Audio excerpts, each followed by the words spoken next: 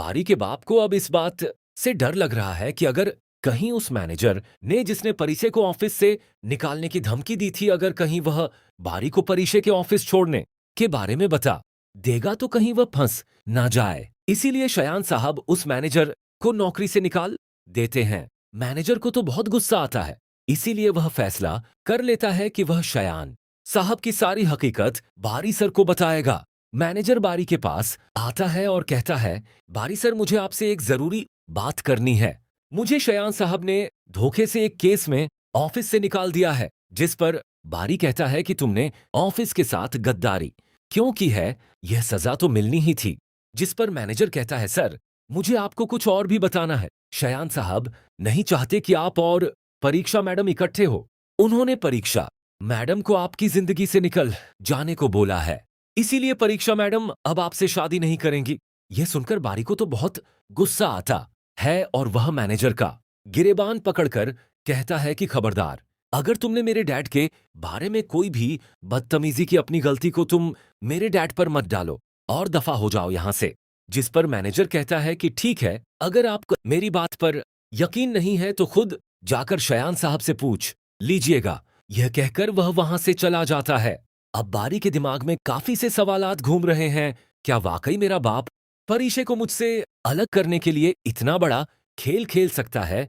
इसी सोच में वह घर पहुंचता है कि वह अपने बाप से इस बारे में सारा कुछ सच सच उगलवा लेगा।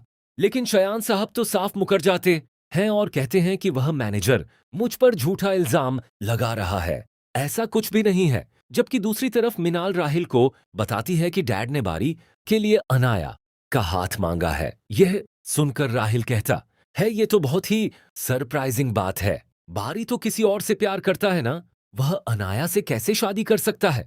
जिस पर मिनाल कहती है, बारी डैड की खुशी के लिए अनाया से शादी करना चाहता है, वरना वह उस लड़की को अभी तक नहीं भूला। जबकि दूसरी तरफ अली पर एक कयामत टूट पड़ी है। अलीजा किचन में खड़ी खाना बना रही थी कि तभी रमशा बाहर के दरवाजे के पास तेल गिरा देती है, ताकि जैसे ही अलीजा वहां से गुजरे तो उसकी व्हील चेयर फिसल जाए और वह जमीन पर आ गिरे। और ऐसा ही होता है।